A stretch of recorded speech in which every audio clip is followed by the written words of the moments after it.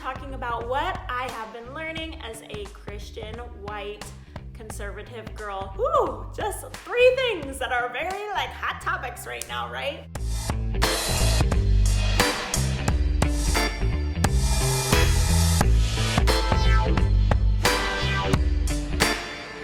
Hey guys, welcome back to my channel. It's been a little while since I made a video, but I've been thinking about this. I actually filmed this whole video and I had done it at the end of the day, after I put my kids to bed, and I just was like, I feel like I wasn't as positive and uplifting as I was hoping to be. So I'm redoing this. Hopefully second time will be the best time. I don't know. I want you guys to know that I changed my shirt. I had a white shirt on and I literally looked like a banana.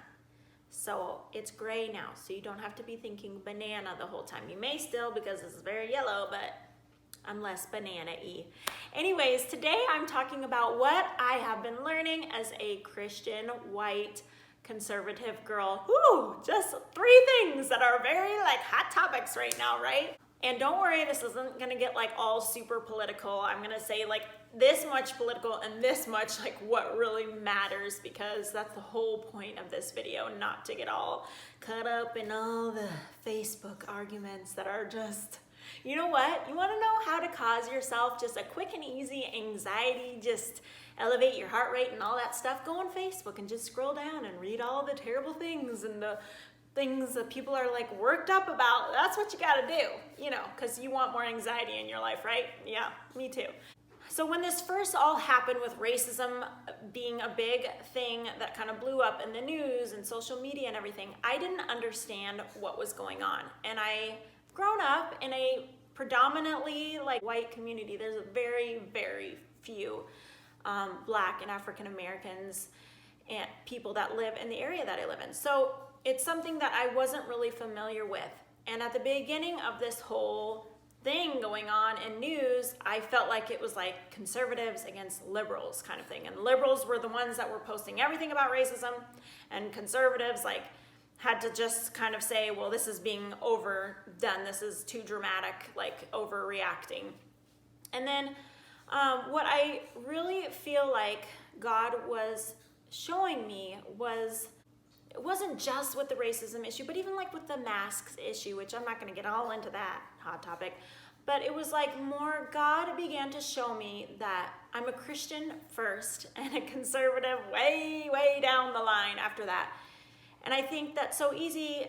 It's so easy nowadays to view ourselves with our political mindset first, and then we base our thoughts and our opinions and our decisions off of that political mindset, instead of I'm a follower of Christ, and what does God call us to do? To love God and to love others. And that has to be how we view things. And so I prayed and I did a lot of research about the racism issue, for God to help me understand really what was going on. What is the predominant issue when it comes to racism and how Black people are treated in America. And I feel my eyes began to open as I did my research and I prayed. And instead of me feeling oh, they're overreacting about everything, God began to give me a heart of more compassion for those who have been untreated in our country because of the color of their skin. I still am on the process of trying to understand what is the way we can create unity. I know ultimately unity is through God's word and through people coming to Christ, because the only way to drive out hate and to drive out racism in our own hearts and not accepting people that look different, act different, have different cultures is mainly through Jesus Christ and through people coming to Christ. But I know there's other things too that can kind of help us get on that roadway, and how do we help churches become more intercultural? I don't know all those things, and I'm trying to study that out more. I think many of the world's solutions to trying to create equalness among all different kinds of people is instead creating more disunity and more division. I don't always agree on the solutions for how to reach racism, because I feel the ultimate solution is in Christ, but I know there's also practical things under that, which I haven't figured out yet. But the reason I'm sharing that all with you is Oh, also, I wanted to say one thing. Shout out to my friend. I won't say her name, but one of my friends I was able to get together with, and she is in an interracial marriage. She's white, her husband's black, and that was great to be able to talk to her about all of this, to get her perspective of what it's like being in an interracial marriage and her husband being black and what he's experienced as a black man in America. I really appreciated that. So ultimately, this whole video isn't about racism and what I've learned about that, but the overarching issue that I believe we as Christians need to get back to is, I'm a Jesus follower first. I'm not a conservative first, or I'm not a liberal first. I heard someone say, I don't know if you guys listen to or follow Audrey and Jeremy Roloff. They have their own podcast, and Jeremy said something that I was like, wow, this is like hits the nail on the head for what is going on right now and what I'm feeling is going on among Christians. And he said that politics is the new religion. I was like, wow, yeah, that's so, like, that makes total sense. And one thing that I was dealing with when all of this blew up on social media, where everyone was posting like 10 times a day about racism, my first emotion was anger, kind of, because I felt like, wow, all these Christians are posting about racism, but they've never shared anything about their faith. They've never shared anything about other issues that really matter to God, like abortion and things like that. And that was me kind of like focusing on others and like pointing the finger at others. And I realized that I had to just get back to myself and like, well, what can I do about it? Like, I have to be faithful with my platform to share about Jesus, even if others aren't. But I want to encourage you, don't make politics your religion. Make Christ your faith, because that's what truly matters in this life. And if you've gotten your priorities out of line, you're going to see it down the line, and maybe even some of your decisions on how you're handling this whole COVID thing and how you're treating others. And if you're getting into little social media spats about everything and you're posting things that could be really hurtful to other people on the other side of the spectrum. Because right now, that's something else I feel like I'm learning, is we have to be so careful with what we say and like what we post on social media about our opinions about everything going on right now, because people are very emotionally tense right now. People have all their own different life experiences in what they're going through right now, and we could have the potential of pushing someone away from us because we just post something that sounds good to us, but don't realize that it could hurt others. So I think we have to be very cautious and very careful with what we share. I've shared dumb things on social media in the past. I remember one time sharing my opinion about Lauren Daigle coming out and saying that she couldn't say that homosexuality was wrong. I remember her sharing that, something along that lines, and it was like a big thing in the news. And I feel like I talked about it on social media a little bit, and I feel like the way I talked about it wasn't done in the most loving way. And I think we have to think a lot of times, like, as we post something, how would this person feel that I know thinks differently? Or how would Lauren Daigle feel if she saw what I shared about her? Like, would I say that to her face? Like, you know, sometimes social media kind of dehumanizes people. We're not really thinking about, this could affect someone, this could hurt a friend of mine that I know thinks differently. Not that we have to just be totally paranoid about everything we post and everything we share, but I think the heart of the matter is, like, what is worth offending people on? The gospel is always worth offending people on, because people need salvation. People need to be saved from hell. But some things maybe we don't need to share. And I've been realizing how I need to just be more careful. I think it just goes back to this heart issue of, I'm a Christian first, and what does Jesus call me to do? He calls me to love others and to pursue unity among others. I've been thinking about the verse that Jesus says, seek peace and pursue it. And I wanted to read a little bit more of that verse to you, because the beginning is so applicable to us today. It says, keep your tongue from evil and your lips from speaking deceit. Turn away from evil and do good. Seek peace and pursue it. Psalm 34, 13 through 14. So are you pursuing peace in your relationships, in what you share on social media, in your views and your desire to understand where other people are coming from? I would encourage you to think about that. Something I have to continue to think about. One thing that God kind of led me to do to seek peace and pursue it was to call someone up that I have gotten into arguments with about politics. And I just said, I'm sorry for not seeking peace in our relationship. And I've just been realizing I'm a Christian first, not a conservative first.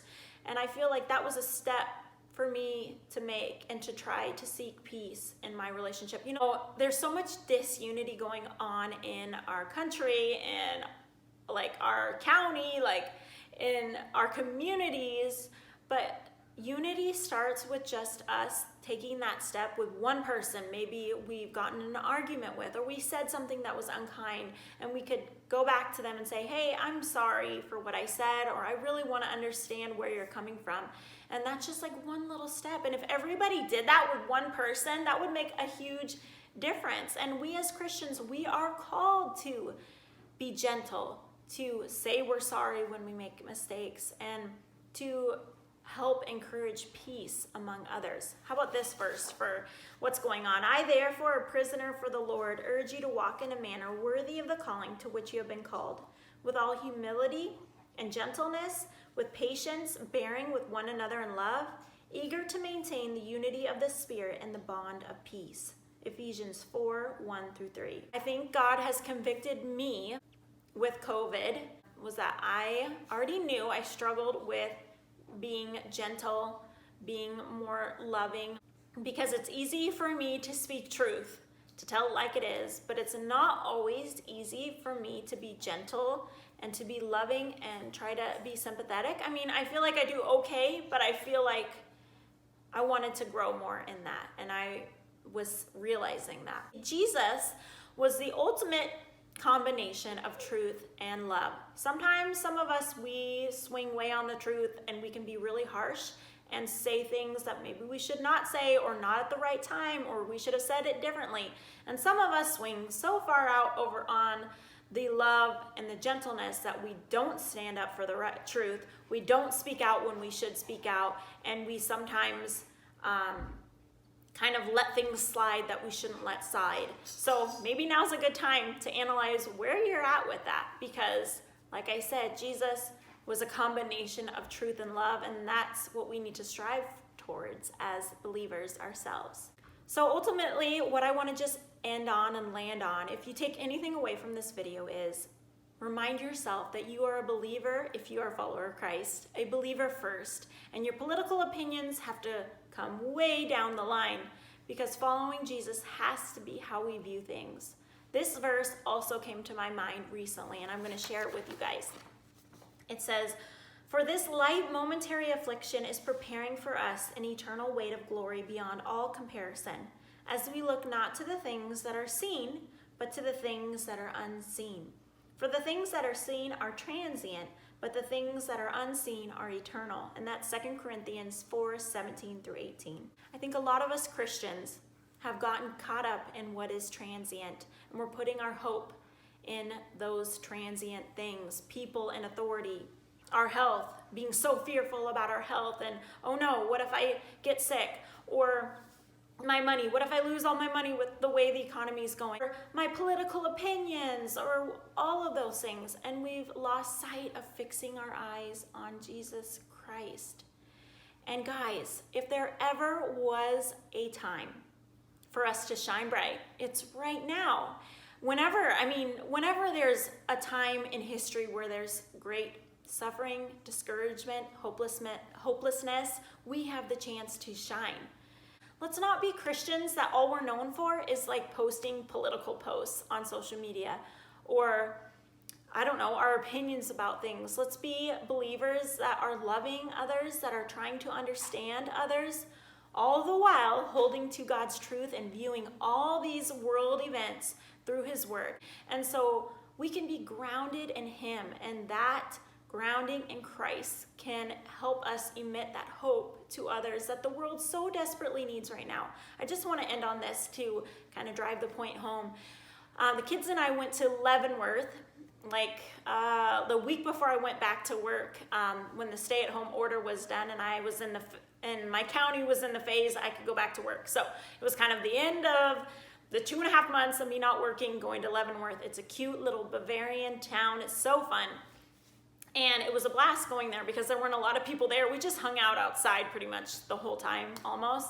And it was great. So we were sitting next to this other couple by the Wenatchee River. They were hanging out there too. And I love the music they were listening to. They had a little wireless speaker. They were listening to some like chill, kind of like, I don't know, not ambient, but just chill electronic kind of music that I like. So I asked them, oh, what music are you listening to? I love that. Like, I want to listen to it. So I got the playlist name. So now I got some nice, good music to listen to. But later, after we were home and everything, maybe a few days later, I can't remember, I realized like those people don't have Jesus in their life. And it just reminded me how much like there's so many people out in the world that don't know Jesus. Maybe they were Christians, I don't know, but I don't think they were. And we need to get out of our little bubble as Christians. It's so easy, like for me, for all of us, to be like in this little bubble and not realizing that there's souls that need saving. There's souls that need being witnessed to. There's souls that need hope offered. Even if hope being offered is a smile or sharing with them our testimony or just being kind to others when we're out shopping and people are tense or whatever. Like, there's so many people that need Jesus. So I want to have that eternal mindset wherever I go. I definitely have a long way to grow and learn and become more brave and become less selfish and more loving towards others. But I want to encourage you to have that focus as well, the eternal mindset.